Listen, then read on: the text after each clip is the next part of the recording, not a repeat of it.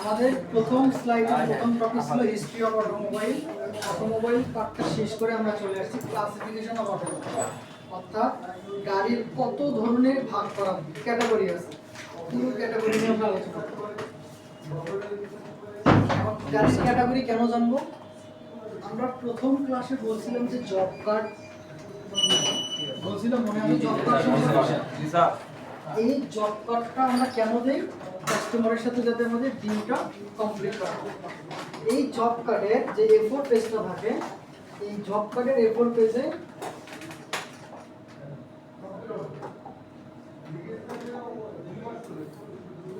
এটা ধরলাম আমি আমার একটা জব কার্ডের পেজ। এই একটা জব কার্ডের পেজে না তিনটা পার্ট থাকে, এই একটা পার্ট, এই একটা পার্ট, এই একটা পার্ট। একটা পেজকে আমরা তিন ভাগে ভাগ করি। এই তিন ভাগের মধ্যে প্রথম যে ভাগটা আছে, এই ভাগটাকে আবার অনেকে দুই ভাগে ভাগ করে বা এক ভাগে ভাগ করে। বললাম যে আমি স্ট্যান্ডার্ড প্রসেসে দুই ভাগে, এই এক নম্বর ঘর, এই দুই নম্বর ঘর। এই যে একটা পার্টের মধ্যে যে দুইটা ভাগে ভাগ করলাম, এর এক নম্বরে থাকবে গাড়ির ইনফরমেশন। আপনার জব কার্ডে গাড়ির ইনফরমেশন থাকবে। কি ইনফরমেশন? গাড়ির মডেল কত, গাড়ির সিসি কত, গাড়ির মাইলেজ কত, ইঞ্জিন নাম্বার কত, গাড়ির কত মডেল, কত রেজিস্ট্রেশন, গাড়ির নাম্বার প্লেটের নাম্বার, অর্থাৎ ভেহিকেল ইনফরমেশন থাকবে এই প্রথম। এইখানে থাকবে হচ্ছে কাস্টমার ইনফরমেশন। কাস্টমারের নাম কি, তার বাসা কোথায়, তার মেইল অ্যাড্রেস কি, হোয়াটসঅ্যাপ নাম্বার কি, এটুজে। এখানে থাকবে VOC, voice of customer. Customer যে গাড়ি আমার ওয়ার্কশপে নিয়ে আসছে, কি কি প্রবলেমের জন্য নিয়ে আসছে, সেই প্রবলেমগুলো আমরা এখানে নোট করি। ওকে, এই নোটটা আমরা কেন করি? বললাম যে আমাকে সে তিনটা কমপ্লেইন করছে, আমি নোট করিনি। সে তিনটা প্রবলেমের সলিউশন করার পরে আবার বলতে পারে, ভাই আমি তো বলছিলাম আমার তো হর্ন বাজানো, এটা চেক করার জন্য, আপনি তো চেক করেন নাই। অথচ সে আমাকে সেটা বলেই না। এই যে একটা মিসকমিউনিকেশন, হ্যাঁ ভাই আমি কইছি, তাহলে আমি মিথ্যা বলতেছি, তাহলে আমি কিছুই জানি না, আমি কিছুই পারি না, এইটা যাতে না হয় এই জন্য একটা স্ট্যান্ডার্ড প্রসেস হচ্ছে কি কি কমপ্লেইন করবে, প্রতিটা কমপ্লেইন এখানে নোট ডাউন করা। ওকে, নোট ডাউন করার পরে ইঞ্জিনিয়ার কি করতো? প্রবলেম ফাইন্ড আউট করতো না? কি কি ভাবে? ওই যে তিনটা প্রসেস, হয় গাড়িতে বিভিন্ন জায়গায় লাইট দিয়ে চেক করে স্ট্যাটিক ডায়াগনোসিসের মাধ্যমে, বা টেস্ট ড্রাইভ করে ডায়নামিক ডায়াগনোসিস, অথবা কম্পিউটার ডায়াগনোসিস। কোনো একটা ডায়াগনোসিস করার পরে যখন সে সমস্যা খুঁজে পাইতো, সেই সমস্যাগুলো নোট করতে হচ্ছে যে আপনার গাড়িতে এই পার্সের প্রবলেম, দেন এই পার্সের কোয়ান্টিটি থাকতো, পার্সের প্রাইস থাকতো, এবং এই পার্সটা গাড়িতে ইনস্টল করতে লেবার চার্জ কত লাগবে, এর একটা অ্যামাউন্ট উল্লেখ করার পরে লাস্টে থাকতো 10% ভ্যাট, এবং ভ্যাট করার পরে টোটাল যে বিলটা থাকবে সেই বিলটা এখানে লেখা থাকবে। এই হচ্ছে জব কার্ডের ইতিহাস। এটা কেন বললাম? এই জিনিসটা এখন আমাদের যেটা হবে, আমরা যে পুরো ক্লাসিফিকেশন নিয়ে পড়বো আজ, কাল এবং পরশু, এই 3 দিনের আলোচনাতে আমাদের যেটা লাগবে সেটা হচ্ছে এই জায়গাটা। আমাকে যখন একটা ওয়ার্কশপে গাড়ি আসবে, তখন আমাকে এখানে কিছু অপশন থাকবে। এই অপশনগুলো যখন আমি পূরণ করব, যেমন আপনাকে যদি বলা হয় যে রাস্তায় তো গাড়ি দেখে আসছেন, কয়টা সিডেন কার দেখছেন, কয়টা হ্যাচব্যাক দেখছেন, কয়টা স্টেশন ওয়াগন দেখছেন, বলতে পারবেন? আপনি তো জানেন যে 4 টাকা মানে গাড়ি, কিন্তু এই গাড়ির কিছু ভাগ আছে। যেমন সবাই তো মানুষ, এর মধ্যে হিন্দু, মুসলিম, বৌদ্ধ, খ্রিস্টান যেমন ভাগ করা আছে না শ্রেণী বিভাগ, ঠিক আমাদের গাড়িও দেখতে গাড়ি হলেও এর মধ্যে কিছু ক্লাসিফিকেশন আছে। এই ব্যাপারগুলো যদি না জানেন, তাহলে আপনি গাড়িকে ফাইন্ড আউট করতে পারবেন, আইডেন্টিফাই করতে পারবেন আসলে কোনটা কোন ক্যাটাগরি। এই জিনিসটা জানার জন্য অ্যাজ এ ইঞ্জিনিয়ার বা টেকনিশিয়ান হিসেবে আমার এই ব্যাপারটা লাগবে। আশা করি এখন বুঝছেন যে এটা আমাদের অবজেক্টিভটা কি। এটা অবজেক্টিভ হচ্ছে কোনো একটা গাড়িকে খুব ভালোভাবে চেনা, জানা, এবং পাশাপাশি ওই গাড়ির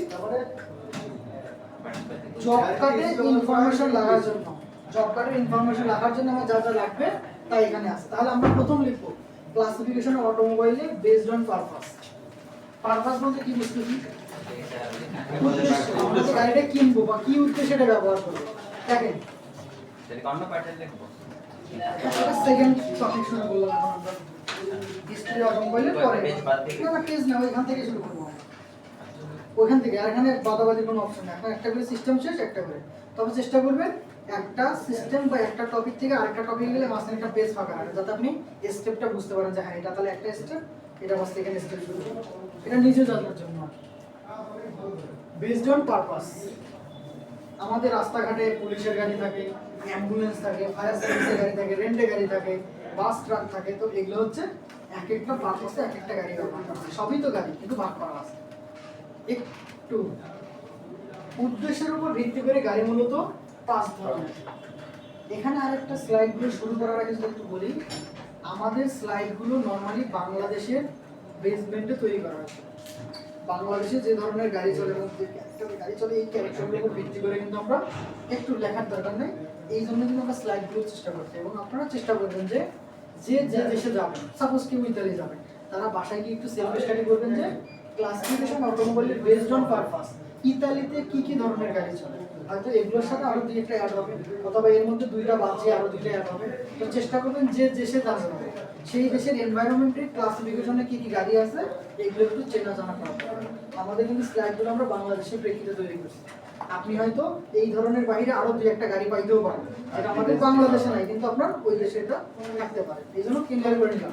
তাহলে based on purpose there are 5 type of vehicle: passenger vehicle, goods commercial vehicle, special purpose vehicle, agriculture vehicle and military vehicle. আপনাদের এখনই 6টা টপিক লিখতে হবে না, আমরা একটা করে বুঝবো আর একটা করে লিখবো। সবাই লেখা শুরু করছেন? আচ্ছা লেখেন।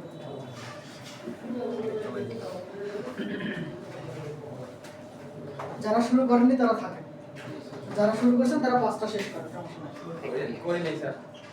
মানে আমরা একটা করে প্যাসেঞ্জার আগে বুঝবো, বোঝার পর প্যাসেঞ্জারের পার্টটা লিখবো, ওকে তাতে ইজি হবে। এখন আমি খালি দিয়ে গেছি, এখন আমি যদি বলি স্পেশাল পারপাস ভেহিকল কি, আপনি তো এখনো পড়ান তাইলে পড়াই নি লিখছেন, এই লেখাতে কোনো দাম নেই। ওই লেখার সাথে কোনো একটা ভ্যালু থাকে, এই জন্য ওকে। যদি বুঝে থাকেন এখানে খালি আমি একটু ক্লিয়ার করবো যে আসলে কত ধরনের গাড়ি।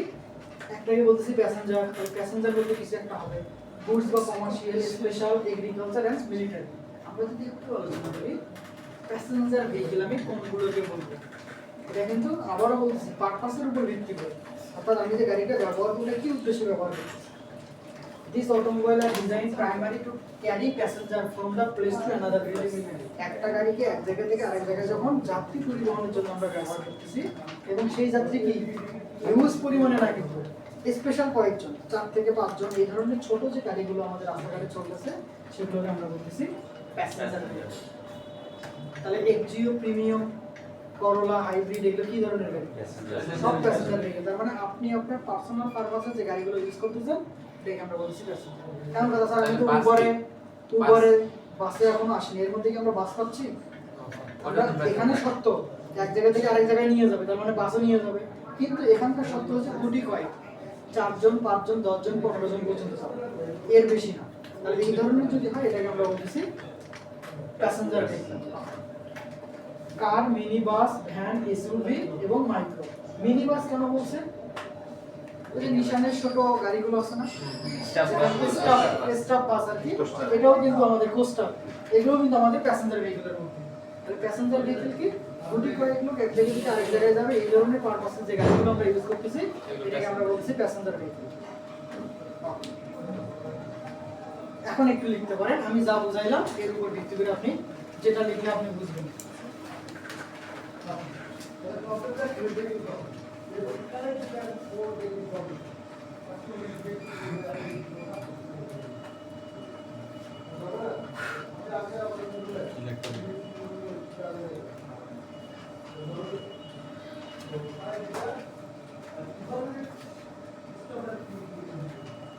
ইংরেজিতেই লিখতে হবে এমনটা না, আপনি আপনার কমফোর্ট অনুযায়ী নিজে বুঝতে গেলে যা হবে লিখতে হবে।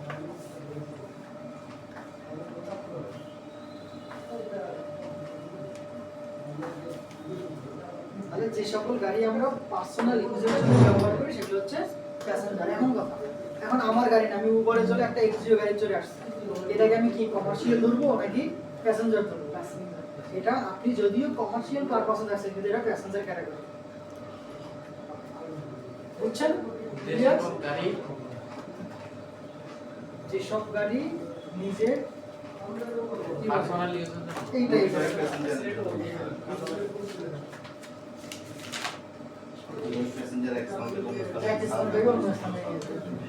এক্সাম্পল হিসেবে আমরা এই ব্যাপারটা একটু লিখে নেই যাতে আমরা পরবর্তীতে উদাহরণ দেখে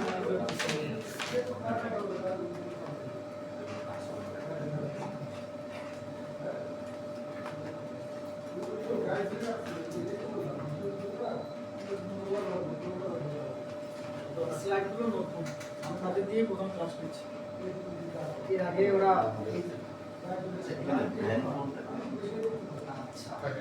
ভ্যান কোনটাকে, এখানে যে আপনি ভ্যান বলছেন, এই ভ্যান আমরা এখন বুঝবো না, আর কিছুদিন পর আপনি বুঝতে পারবেন আসলে ভ্যান কোনটা। কিছু কিছু প্রশ্ন আমি আপনাকে বলবো না, আপনি উত্তর খুঁজে নেবেন, তাহলে দেখবেন যে অন্যরকম একটা ফিল পাওয়া যাচ্ছে। স্যার এটা কি প্যাসেঞ্জার ভেহিকল মানে প্রাইভেট ভেহিকল এই ধরনের প্রাইভেট পেজে এগুলো ইউজ করা হয়। দেন প্যাসেঞ্জারটা আমি আরো একটু ক্লিয়ার হবো যদি আরেকটা স্লাইডের সাথে এটা কম্পেয়ার করতে পারি। তাহলে আমরা যদি সেকেন্ড স্লাইডে যাই, গুডস বা কমার্শিয়াল ভেহিকল, তাহলে এগুলোতে আমরা কি ধরনের গাড়ি বলবো? যে গাড়িগুলো this vehicle are used to the transport of goods and materials from the one place to another commercially, যে সকল গাড়িগুলো যাত্রী এবং মালামালকে এক জায়গা থেকে আরেক জায়গায় পরিবহনের জন্য ব্যবহার করা হয়, বিশেষ করে বাণিজ্যিক উদ্দেশ্যে। এটা কিন্তু মেইন পার্টটা কিন্তু বাণিজ্যিক উদ্দেশ্য। এই সবগুলোকে আমরা বলতেছি কমার্শিয়াল ভেহিকল।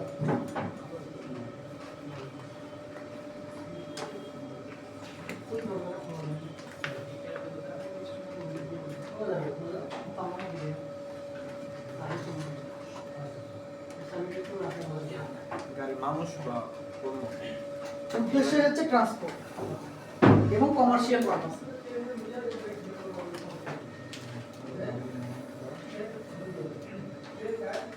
আমাদের বাংলাদেশে গুডস করাটা কম আছে, কমার্শিয়ালটা বেশি চলে।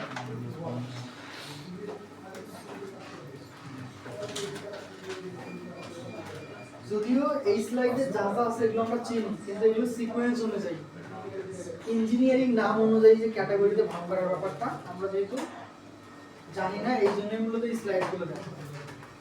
এগুলো সব ইনফরমেশন আপনার কাছে নতুন বিষয়টা এমন না, কিছু জানেন অগোছালো সেগুলো গুছাই নেবেন, যেগুলো জানেন সেগুলোর উপর আরেকটু জানবেন, আর যেগুলো জানেন না সেগুলো তো নতুন করে জেনে নেবেন। এই তিনটা উদ্দেশ্য।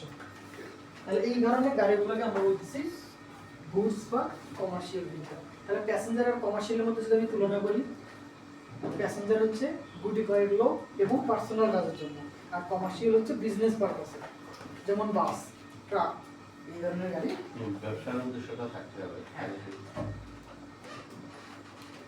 স্পেশাল পারপাস যদিও গাড়ি, কিন্তু এটা আবার প্যাসেঞ্জার কমার্শিয়ালের মধ্যে আমরা ইউজ করবো না, আমরা দেখবো এটা স্পেশাল পারপাস। সব সময় না, কিছু কিছু ক্ষেত্রে ব্যবহার করা হয়।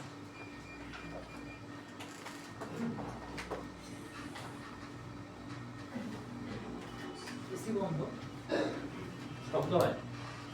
তাই দেখে বন্ধ করবেন, সাফোকেশনের মধ্যে থাকাই যাবে না। সব অজ্ঞান হয়ে যাবে কিছুক্ষণ পর। এই যে শব্দ হয় না তো ফিল্টারে একটু বড় বড় অফ হয়ে যায়। এটা অফ হয়ে যাওয়ার কারণ আছে, ধরো ইনভার্টার লাগাইছি, হ্যাঁ হ্যাঁ যখন আপনার সেম টেম্পারেচার রুম চলে আসবে তখন অটো বন্ধ হয়ে যাবে। ইঞ্জিনিয়ার হওয়ার জন্য আসছেন, এগুলো জিনিস যদি না জানেন, ফিল্টারের কথা বলছি। এটা ইচ্ছা মতো ফিল্টার তো ওটা হয়। এখানে কি রুম আছে, রিমোট আছে? গরম লাগা শুরু হচ্ছে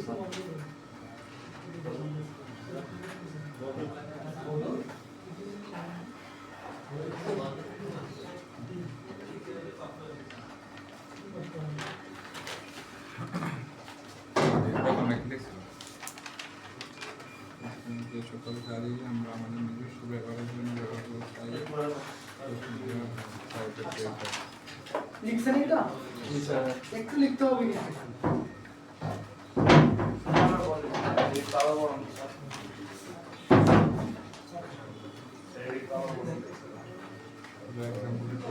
These are especially designed and the equipped for the special emergency service. That means যে সকল গাড়ি ইমার্জেন্সি পারপাসে অথবা স্পেশাল কোনো সার্ভিসের জন্য ব্যবহার করা হয়, আর স্পেশাল পারপাস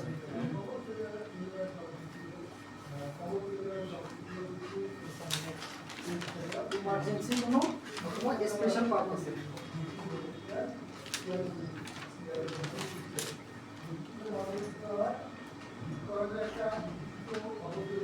যেগুলো যাত্রী পরিবহন অথবা বাণিজ্যিক উদ্দেশ্যে ব্যবহার করা হয়। কারণ অ্যাম্বুলেন্স তো বাণিজ্যিক, এখন এটা হয়তো আপনি কিনে হয়তো ভাড়ায় দিচ্ছেন, কিন্তু সরকারিভাবে গভর্নমেন্ট ভাবে মানে বিশেষ করে মানে এইভাবে তাহলে যেগুলো যাত্রী পরিবহন করার জন্য ব্যবহার করা হয় না স্পেশাল যে কোনো কারণে। উদাহরণ হিসেবে আমরা কয়েকটা উদাহরণ লিখবো যাতে বাসায় পড়লে অনেকটা ইজি হয়ে যাবে জিনিসটা।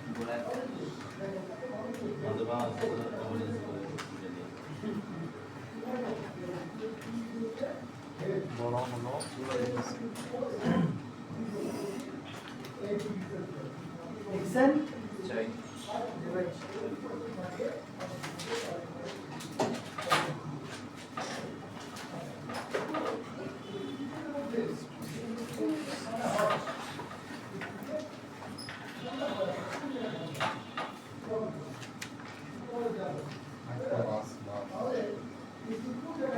তিনটা পার্ট নিয়ে তো চিনবেন, অ্যাম্বুলেন্স কোন ক্যাটাগরি, বাস ট্রাক কোন ক্যাটাগরি এবং প্যাসেঞ্জার গাড়ি কোন ক্যাটাগরি। এটা কিন্তু টোটালি আমরা করতেছি শুধুমাত্র পারপাস, এরপরে কিন্তু আরো অনেকগুলো ক্লাসিফিকেশন আছে, সেটাতে পরে আসতেছে।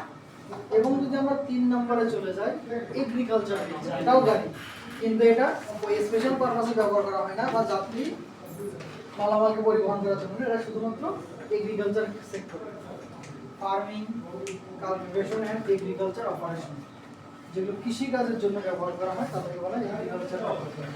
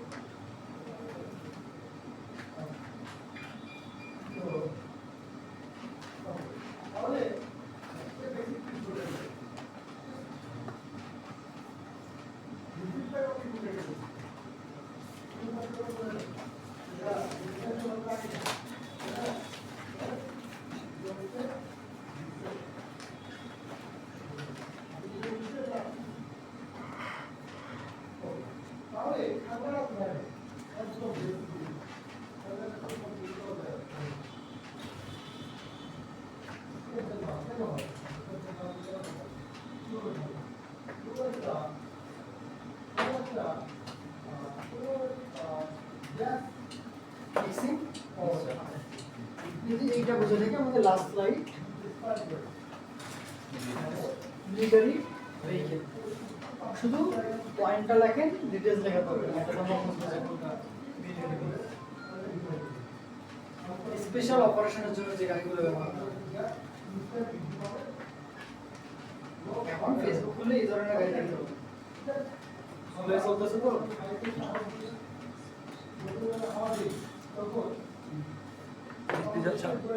সার্ভিস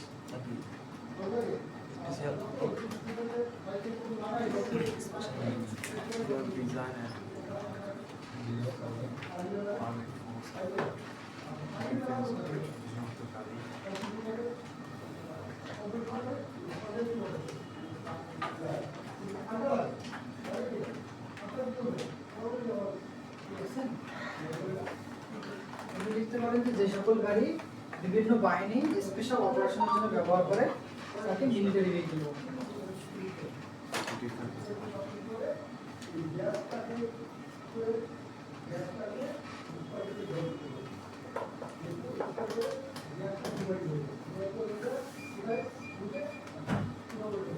আচ্ছা, আমরা তাহলে মোটামুটি একটু যদি প্রথম থেকে চলে যাই, একটু আগেও আমরা হয়তো নামগুলো চিন্তা করবো বা কাজও চিন্তা করবো, এখন কিন্তু মোটামুটি একটু ক্যাটাগরিতে আমরা ভাগ করতে পারবো। তার মানে এখন যদি আপনার ভাইবা বোর্ডে প্রথম কোশ্চেন আসে যে আপনি কি ধরনের গাড়ি কাজ করেন বা কি ধরনের গাড়ি কাজ পারেন, মানে কি, মানে বললাম যে দুইজন, আপনি আর পাশে একজন, সে বলতেছে যে আমি এক্সিও, প্রিমিও, করোলা, হাইব্রিড এগুলো সব কাজ করি, এবং আপনাকে যখন কোশ্চেন করবো আপনি তখন প্রথম অ্যান্সার দিলেন যে স্যার আমি প্যাসেঞ্জার গাড়ির কাজ পারি।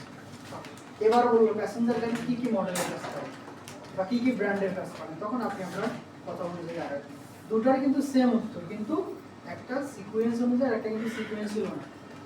এবং ভাইবা বোর্ডে এবং বর্তমান টেকনোলজির যুগে একজন এক্সপার্ট সে এলোমেলোভাবে কাজ করে খুব তাড়াতাড়ি কাজটা শেষ করলো, আর একজন ফ্রেশার সে ধীরে ধীরে স্টেপ বাই স্টেপ প্রসেস অনুযায়ী তার থেকে বেশি সময় নিল।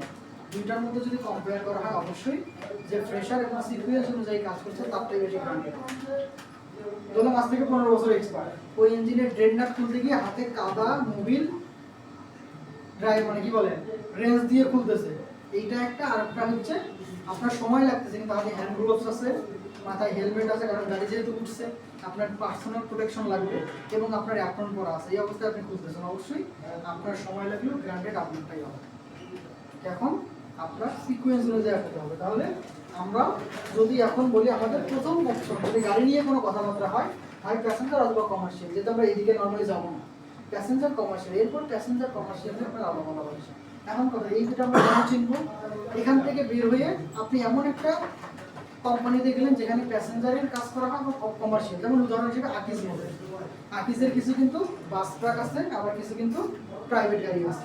এখন আকিজ মোটরসে আপনাকে জব কার্ড লিখতে দিচ্ছে, ওখানে লেখা আছে পারপাস, যে গাড়িটা, কারণ এই গাড়িটা জব কার্ড বানাবো আমি, কিন্তু বিল কিন্তু আমি করবো না, বিল করবো আবার অন্য সেকশন বা অন্য লোকজন। এখন সে তো আর গাড়ির কাছে এসে দেখবে না যেটা প্যাসেঞ্জার না কমার্শিয়াল, আপনার ওই কথার উপর ভিত্তি করে সে কিন্তু চার্জ অ্যাড করবে।